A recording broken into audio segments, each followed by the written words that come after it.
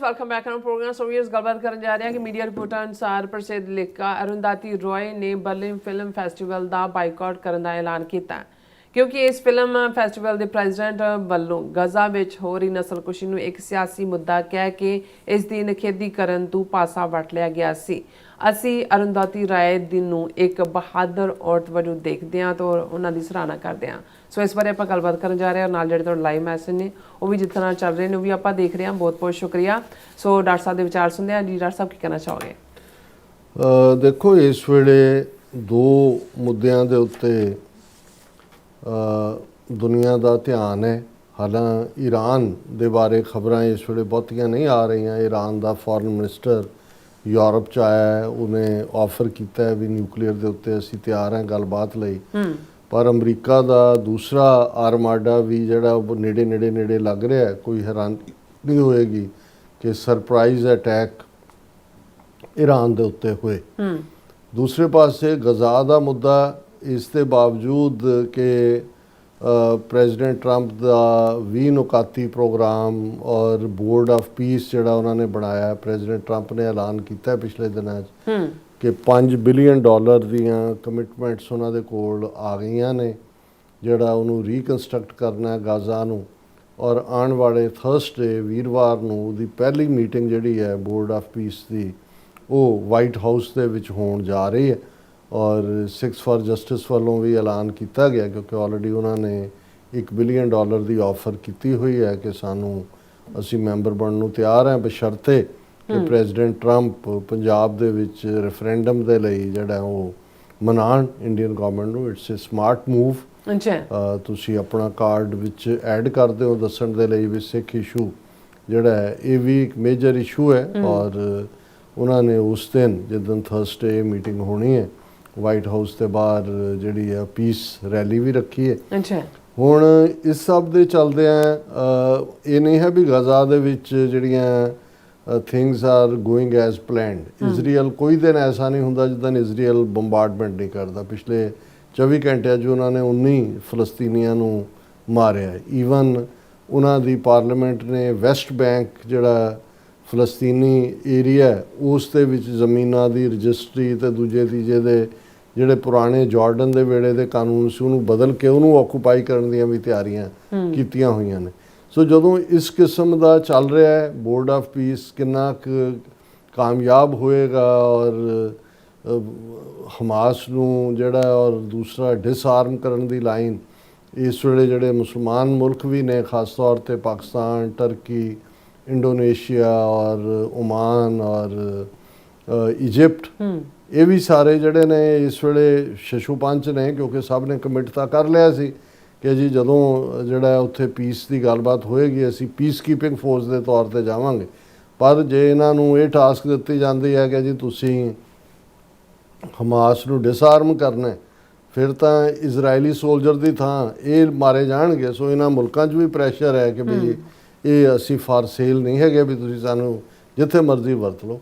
पर इहदे च भी कोई शक नहीं है कि भी नेतनयाहू वॉर क्रिमिनल पिछले हफ्ते भी DC आया होया सी दुनिया च दूसरा murder mass murder Narendra Modi वो 28-29 फरवरी नूं जिहड़ा वो इजराइल जा रहा है जिथे उन्हें नेतनयाहू नूं मिलना है। उन्हां दी जिहड़ी पार्लीमेंट जिन्हों कनैसेट कहंदे ने उस दे विच भी उन्हें संबोधन करना है। सो मतलब दुनिया का एक फ्री खेड बनी हुई है वार क्रिमिनल्स की। और जिस लैवल का जिहड़ा वो 80-90 हज़ार फलस्तीनी मारे ने उस गजा दे विच 1-1.5 लाख जख्मी किए ने।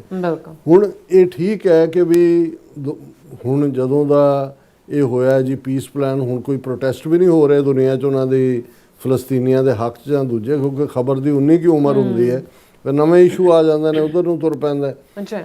लेकिन जिहड़ियां अणखी आवाज़ां हुंदियां ने गैरतमंद लोग हुंदे ने उन्हां दा अपने लैवल दे उत्ते जिहड़ा कोई रिएक्शन देना ही अपने आप च खबर बन जांदा।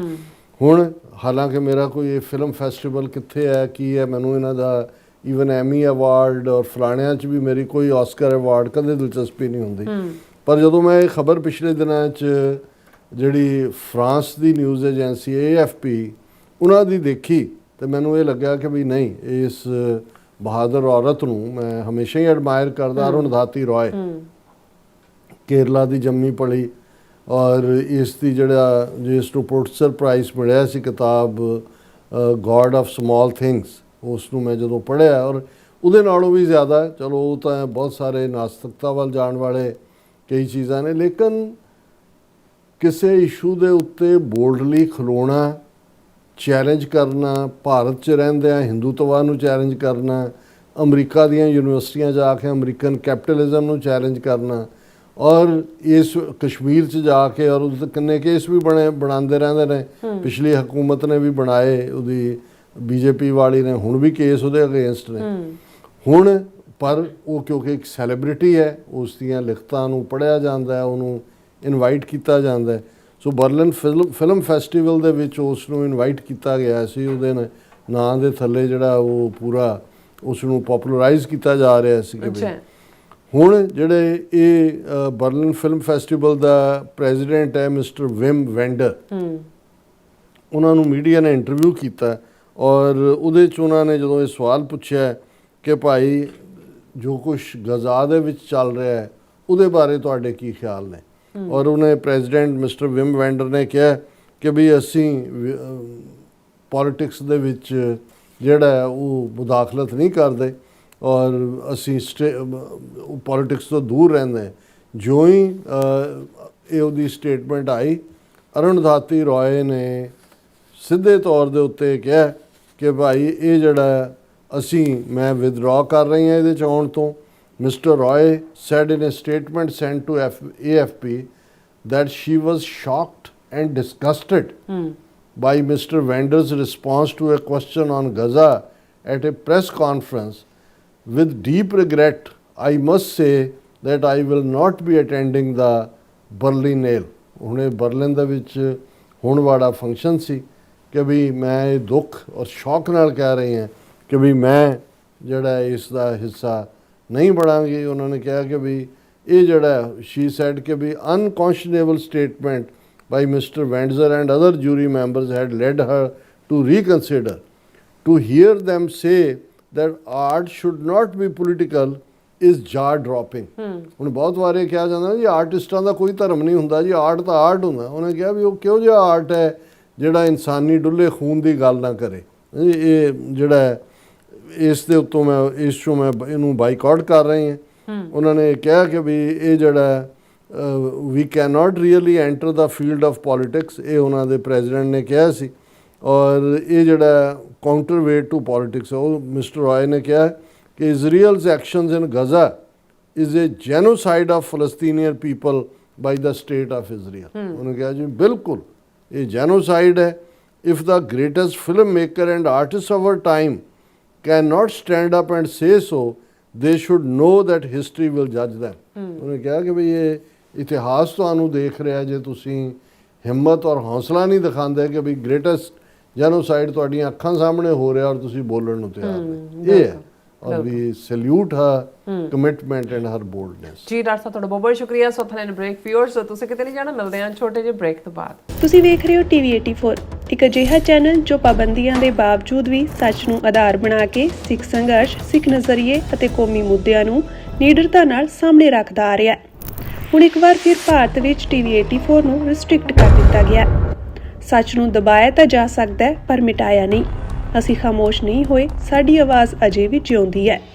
ਭਾਰਤ ਤੋਂ ਬਾਹਰ ਟੀਵੀ 84 ਅਜੇ ਵੀ ਉਪਲਬਧ ਹੈ ਤੇ ਭਾਰਤ ਵਿੱਚ ਤੁਸੀਂ ਟੀਵੀ 84 ਦੀ ਵੈਬਸਾਈਟ ਤੇ ਸਾਡੀ ਪੂਰੀ ਰਿਪੋਰਟਿੰਗ, ਵੀਡੀਓਜ਼ ਅਤੇ ਸੱਚੀ ਜਾਣਕਾਰੀ ਵੇਖ ਸਕਦੇ ਹੋ।